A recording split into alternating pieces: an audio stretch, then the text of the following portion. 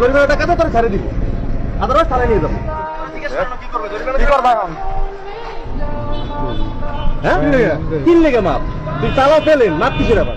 জরিমানা দেওয়ার মতো অ্যাবিলিটি আছে তোমার কাছে? পয়সা আছে? হ্যাঁ, এখন ভাইয়ের কাছে বলো কি করবে? না তোর মাপ নেই, এটা তো ইচ্ছা কি তোর? এটা তো ইচ্ছা কি তোর? আর খারাপ